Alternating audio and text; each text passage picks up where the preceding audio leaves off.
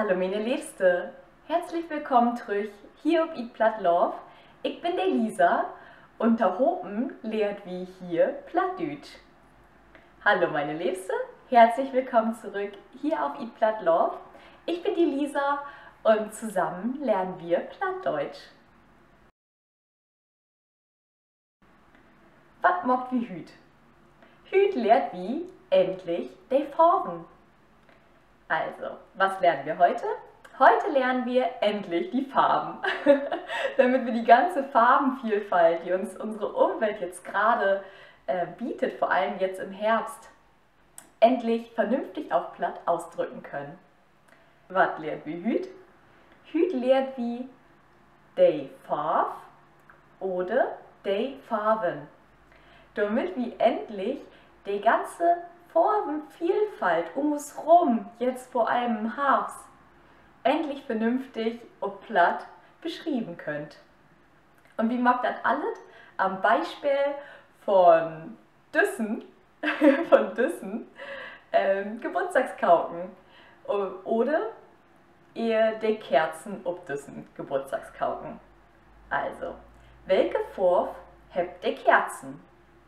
Die Kerzen ob dem Geburtstagskauken sind blau. Die Kerzen ob dem Geburtstagskauken sind grün.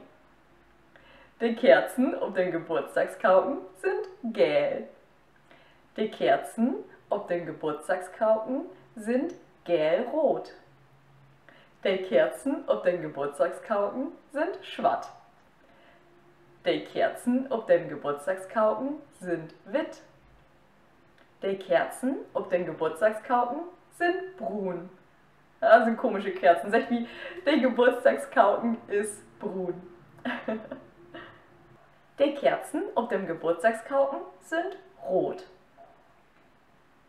Ja, das ging fix. Das sind die Farben. Also, Gott will nochmal ganz fix durch. Also, wie habt gelb, grün, blau, rot, gelb-rot, schwarz, witt.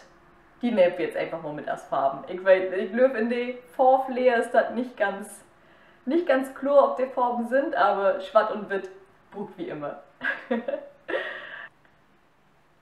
Damit habt ihr die Farben und jetzt könnt ihr anfangen ganz fleißig diese wunderbaren Farben, die jetzt vor allem die Blätter von den Böhmen habt, in Worte und Platt zu fassen.